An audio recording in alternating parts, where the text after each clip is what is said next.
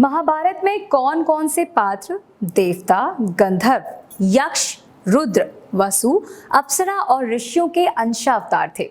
जो आपने अब तक नहीं सुना वो आज सुनेंगे और देखेंगे हमारी इस खास पेशकश में। पौराणिक कथाओं के विषय में हम जब भी जिक्र करते हैं तो ऐसे दो ग्रंथ जिनके ख्याल सबसे पहले हमारे सामने आते हैं वो हैं रामायण और महाभारत, जिन्हें सदियों से लोग पढ़ते और इनका अध्ययन करते आए हैं।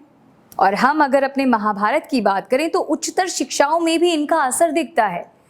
लेकिन इतनी बार पढ़ने सुनने के बाद भी और विस्तृत अध्ययन करने के बाद भी कुछ ऐसी बातें हैं जो अब तक हम जान नहीं पाए हैं। आज हम उन्हीं बिंदुओं पर रोशनी डालेंगे और आपको बताएंगे उन सभी पात्रों के बारे में जो देवांश रहे हैं। आप सब जानते हैं कि ईश्वर समय समय पर अवतार लेते रहते हैं, लेकिन महाभारत की कहानी में कौन किसका अवतार था, आज हम इसके विषय में बात करेंगे। हालांकि कुछ के विषय में तो हम जानते ही हैं, लेकिन कुछ ऐसे भी हैं जिनके बारे में हम आज आपको बताने जा रहे हैं। महाभारत की कहानी में लगभग सभी देवता गंधर्व, यक्ष, रुद्र, वसु, अप्सरा और ऋषियों के अंशावतार थे।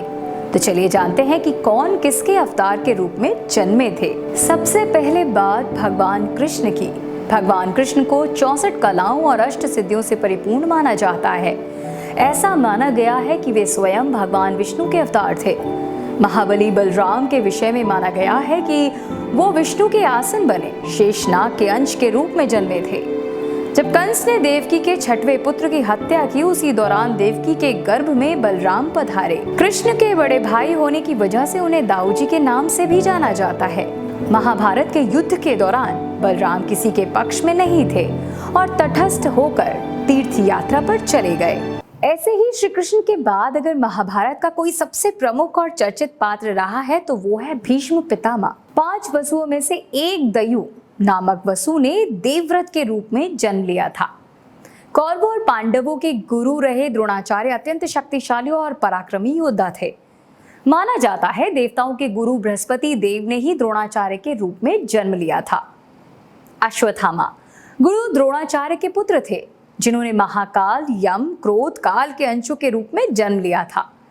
महाभारत के युद्ध में पिता पुत्र की इस जोड़ी ने बहुत कोहराम भी मचाया। कुंती ने विवाह के पूर्व कर्ण को जन्म दिया था।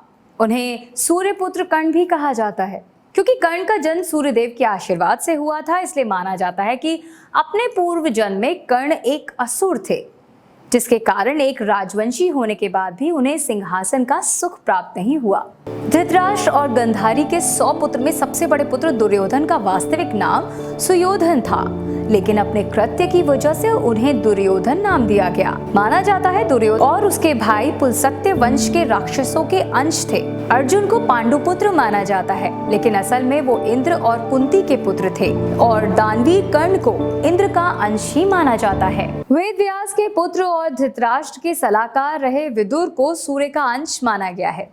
महाभारत की सबसे जरूरी और शायद सबसे शक्तिशाली स्त्री पात्र रही द्रौपदी का जन्म इंद्राणी के अवतार के रूप में हुआ था।